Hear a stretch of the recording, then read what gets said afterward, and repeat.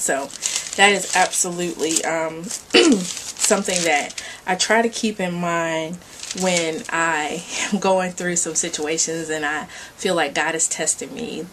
I want to say that it's because He loves me and He's concerned about my growth, and there's something that I'm supposed to learn from this situation.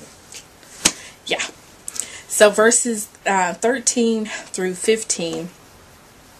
Happy is the man who finds wisdom and the man who gains understanding, for her proceeds are better than the profits of silver, and her gain than fine gold. She is more precious than rubies, and all the things you may desire cannot compare with her. Length of days, going on to verse 16. Length of days is in her right hand, in her left hand riches and honor. Her ways are ways of pleasantness, and all her paths are peace. She is a tree of life to those who take hold of her, and happy are all who retain her. That is basically telling you the benefits of being wise. And let me tell you about a translation of the Bible. If you're not familiar with the Message, you absolutely, if you don't buy a version, you can actually read it online. I usually read it at BibleGateway.com. They have almost all of the different versions of the Bible, even in Spanish. And it is just a very, very plain scripture, translation of the Bible. And a lot of times it makes me laugh because it is funny. And I think I'm going to read. Okay. So it says, "You're blessed when you meet Lady Wisdom. When you make friends with Madam Insight, she's worth far more than money in the bank. Her friendship is better than a big salary. Her value exceeds all the trappings of wealth. Nothing you could wish for holds a candle to her. With one hand she gives long life, with the other she confers recognition. Her manner is beautiful, her life wonderfully complete. She's the very tree of life to those who embrace her. Hold her tight and be blessed." Isn't that an awesome, sweet way of characterizing wisdom and how it can benefit and bless our life? If nothing else that you read makes you want to be wise, that scripture right there that portion of scripture should make you, really feel like, oh my God, being wise is something that I absolutely need to do.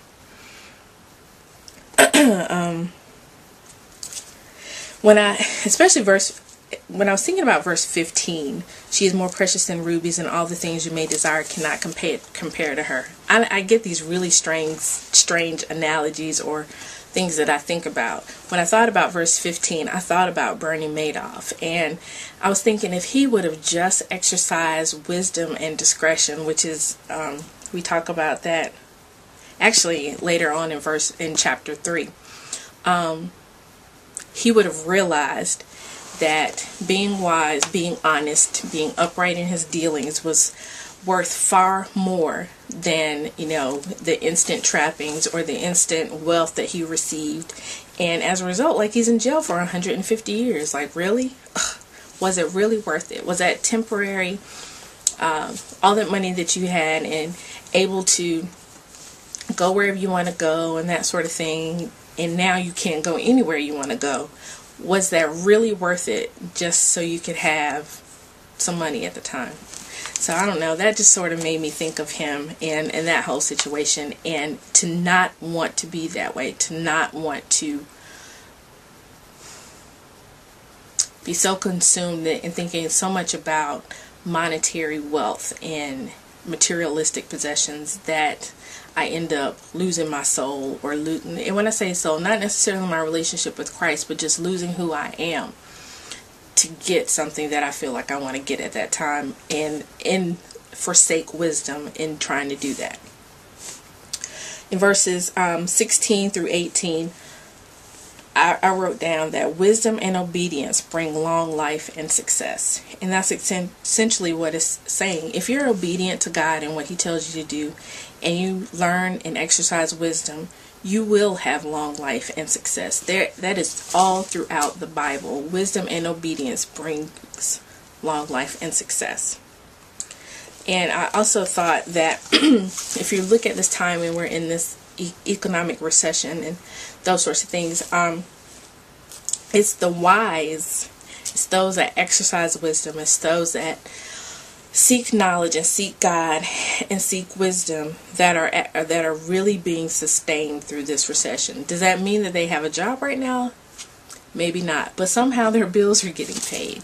Does it mean that they're in the field that they originally trained in? Maybe not, but they're still able to support themselves and their family.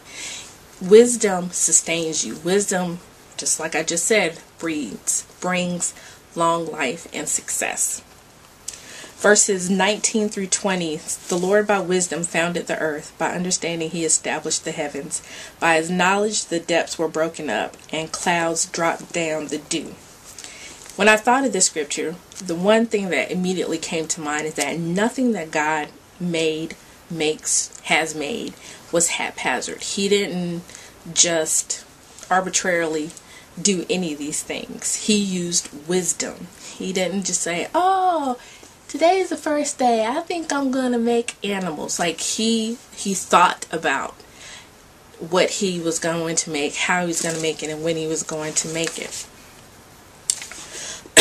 In verse 26, which I think is probably my favorite verse in this whole scripture, and that I have committed to memory and I will forever remember it. For the Lord will be your confidence. I could stop the tape right there once again. The Lord will be your confidence. And you know that, you feel that, you remember that, you know that up here. But I had to be reminded of that here in my heart. The Lord will be your confidence. He absolutely will be. And I just think about any great work that has been done in this country, in the Bible, for God. Whoever God chooses to use, they absolutely had to have the Lord as their confidence. I immediately thought of Moses, who had a speech impediment, stuttering problem, I believe, and he just said, well, Lord, who am I to go to Pharaoh and tell him to let the people go? Like, who should I say sent me? I'm just this little slave boy. I got this speech impediment. I think something was wrong with his hand. Like, Moses just had issues. He was not some commanding figure. But God said, you tell him that I am sent you. And that is the Lord being your confidence.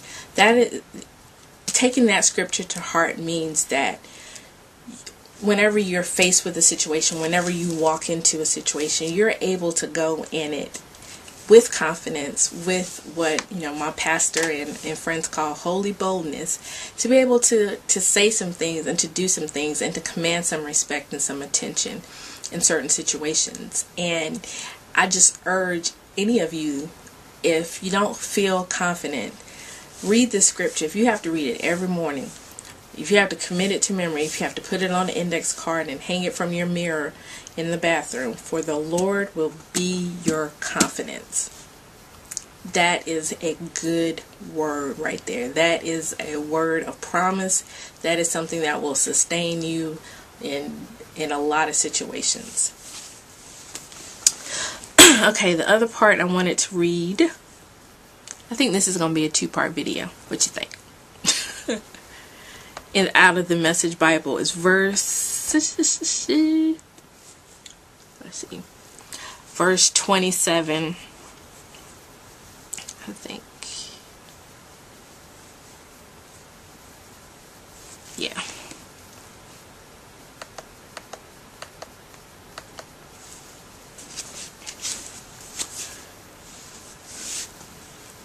I'm going to read. No, I don't want to read that.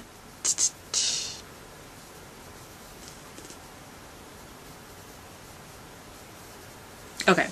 What I want to read, because this is good stuff, is Proverbs 3, starting at verse 30, out of the Message translation. And it says, don't walk around with a chip on your shoulder, always spoiling for a fight.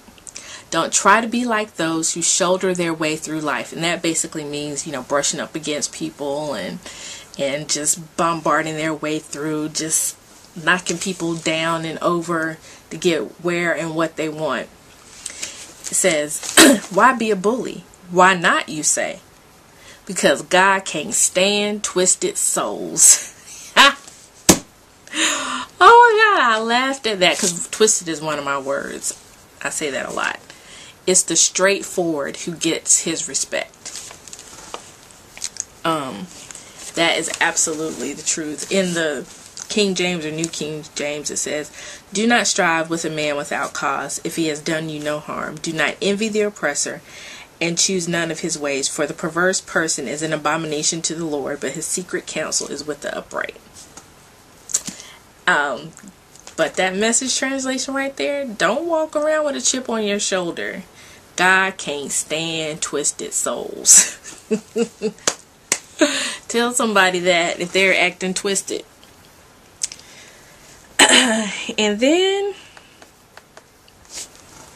I don't know, the last verses in these Proverbs, man, they be getting you. They be like, look, I know I was kind of sugary with it or whatever, but here, this basically, this right here, you can take this to the bank. In the New King James, it says, "The wise shall inherit glory, but shame shall be the legacy of fools." That one right there is kind of funny.